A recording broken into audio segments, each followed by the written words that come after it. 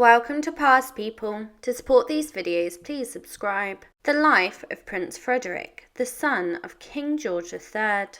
Prince Frederick, the Duke of York and Albany, was born on the 16th of August 1763 at St James's Palace.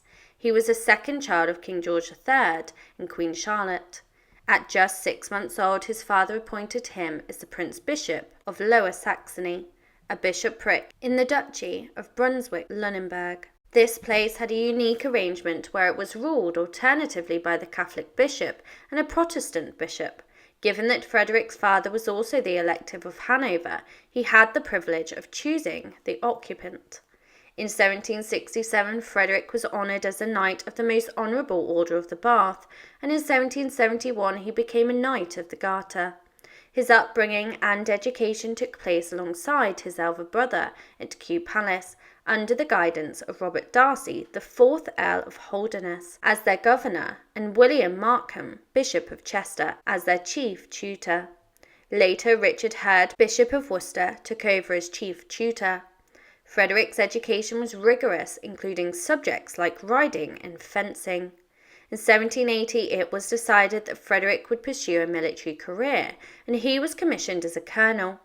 He was sent to Hanover from 1781 to 1787 for military training, supervised by Lieutenant Colonel Robert Fulk Gravel.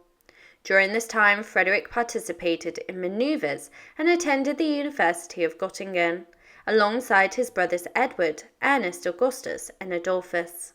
In 1784, Frederick attained the rank of colonel. On the 27th of November 1784, Frederick was elevated to the title of Duke of York and Albany and Earl of Ulster. He also became a member of the Privy Council in 1787 upon his return to England, subsequently taking a seat in the House of Lords. When his father's mental health deteriorated and the Regency Bill was proposed, Frederick strongly opposed it. In 1791, he married Princess Frederica, Charlotte of Prussia, in Charlottenburg Palace, with a second wedding ceremony held at Buckingham Palace later that year. Unfortunately, their marriage was troubled, marked by Frederick's infidelity, and they were unable to have children. In 1794, they separated amicably and did not cause any scandals together. In 1793, Frederick was promoted to full general, a significant year as it marked the beginning of the Flanders Campaign. This coalition of military forces aimed to invade France and halt the rise of the First French Republic under Napoleon's leadership. Frederick led the British forces during this campaign, experiencing both victories and defeats. However, in 1795 he was recalled to England, and the coalition eventually had to withdraw. The Battle of Tourcoing in 1795 led to the creation of a famous nursery rhyme inspired by Frederick's defeat. In the recognition of his military leadership, Frederick was promoted to Field Marshal and became the Commander-in-Chief of the forces of Great Britain and Ireland in 1795.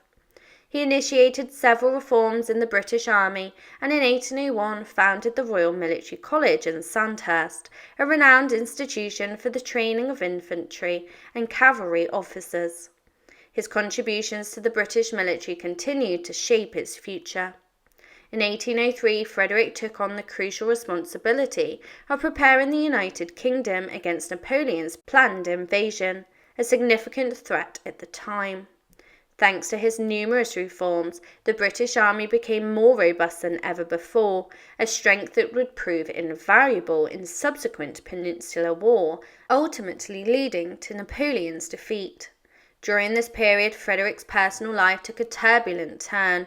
In 1803, he embarked on an affair with Mary Anne Clarke, which would have lasting repercussions. By 1809, charges were brought against Frederick in the House of Commons by Guilliot Bourdelle.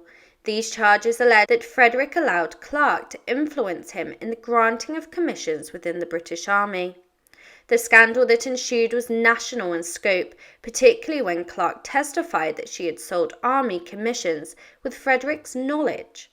Despite being acquitted of any direct implications, Frederick chose to resign as Commander-in-Chief of the British Army in 1811. In 1811, due to King George III's deteriorating mental health, Frederick's elder brother, George, took on the role of Prince Regent. However, this arrangement was temporary, as George III passed away later, leading to George's official accession to the throne. In the midst of these political and personal challenges, Frederick was reappointed as Commander-in-Chief by King George IV on the 29th of May, 1811. In this capacity, Frederick exercised strict impartiality when it came to the officer commissions and promotions, ensuring fairness within the military ranks. In 1870, a significant event occurred when Princess Charlotte of Wales, Frederick's only living legitimate niece, tragically died after delivering a stillborn son. This event triggered a succession crisis, and despite the fact that King George III had 15 children, 12 of whom were still alive at this point, only one, George, had produced a legitimate child, Princess Charlotte of Wales. Unless Frederick's brother had another child, Frederick would be the heir presumptive upon their father's death.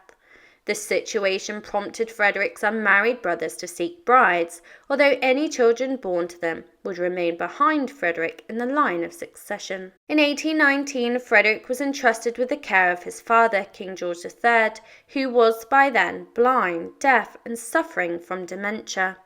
King George III passed away on the 29th of January 1820, leading to Frederick's brother becoming King George IV.